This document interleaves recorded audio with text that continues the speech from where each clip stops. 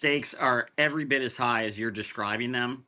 I think he'll get a little more of a break than you think, and I think he will do better than most people thinks. And frankly, doing this in June is a huge victory for him, in my opinion, because say the forensic analysis is bad, there are no There's debates plenty after of September. time. There's plenty of time. Exactly. The Democrat strategist Mottur joins me. I'm really interested to know how Biden sets up for this one and what the main threat points could be from Donald Trump. Welcome to the show, Al. Hi, how are you? Great to be with you. Very well, thank you very much. Here we have two old men going at it on live TV. And I think people will be asking whether Joe Biden is up to this. Surely Trump's going to destroy him in this format. Well, so I think this is setting up, you just laid it out as a great set of expectations for the president because the narrative on conservative media in this country is that Joe Biden's asleep at the wheel, doesn't even run the country, doesn't even know what decisions the White House is making, and is being dictated to by his staff. When in fact he now has the opportunity twice in 3 months to go on national television in front of tens of millions of viewers and demonstrate that he knows exactly what's going on. Can he do that? I think so. And I think that Trump fell into a bit of a trap this morning when Biden issued a challenge to him. ABC News and CNN are not the most favorable networks for President Trump. I think it's going to be hard to find an anchor on CNN that will treat Trump without a slight thumb on the scale. Mm-hmm. And I give this from a strategic and tactical standpoint edge to Biden. Okay, how does Biden handle Trump? Look, it appears that Joe Biden has cognitively slowed down in the last 4 years. It appears, certainly to us, and this could just be, sound bites fed to us, video clips, etc., but it appears that he stumbles over his words more often, that he makes clunky mistakes when it comes to naming, I don't know, former presidents, prime ministers, names of countries, etc. He couldn't recall the name of Iran, I think, the other day. But how do you set Joe Biden up for this with all that in mind? Everyone knows that people his age make mistakes. Former President Trump also makes lots of verbal gaffes that aren't covered as much. Social media here in the United States is skewed heavily on X, I think in a more conservative bent.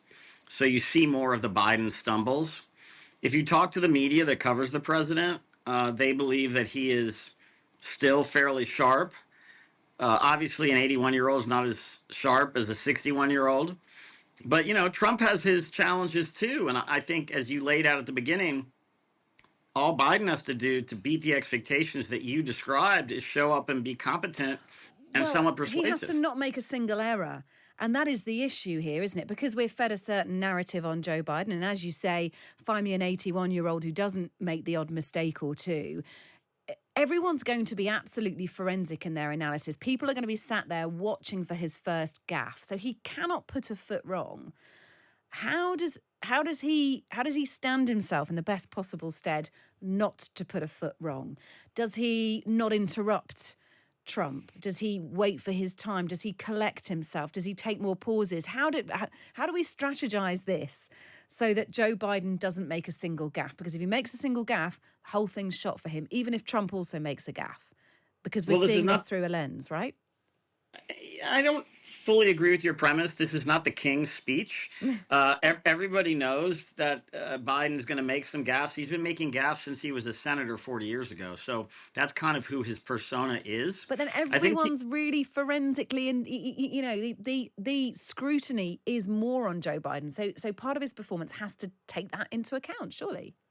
Absolutely. But I think he'll be okay. If you watch the State of the Union, he interacted with the Republicans in the room. But totally different, because it wasn't a televised debate. It was a speech. Hey, look, let me say it this way. The stakes are every bit as high as you're describing them. I think he'll get a little more of a break than you think, and I think he will do better than most people thinks. And frankly, doing this in June is a huge victory for him, in my opinion, because say the forensic analysis is bad, There are no There's debates plenty after of September. time. There's plenty of time. Exactly. I mean, but this is not fighting talk, is it? That it's okay if you mess up, Joe, because you've got plenty of time to correct it before the actual election. I mean, I don't know. I don't know. There is another one in September. What does Biden do to try and get at Trump? How does he put Trump on the back foot? What would you be advising him to gnarl away at Donald Trump on? Well, I mean, Trump has really thin skin. So picking at him on things that he did wrong, the president, Trump has a record that's, some good, some bad. And Biden now can poke at that in a way that I think calls the guy into question. And he also, I think, is viewed more sketchily by the voters than he was 4 years ago in the wake of January 6th, in the wake of all of these trials that he has to face, one that But he's that isn't currently what the involved in. polls say, is it? So I believe the polls don't reflect what people will be thinking in 6 months. Okay.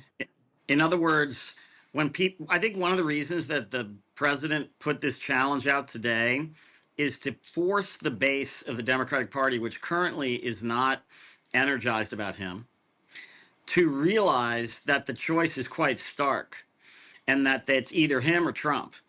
And he believes, and his campaign believes, that once people think about that and focus on that, they'll be more excited to vote for Biden, even if today they're somewhat nonplussed.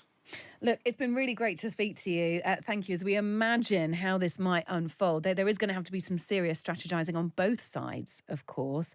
Mottur, who is a Democrat strategist, thanks for speaking to us. Really good to speak to you.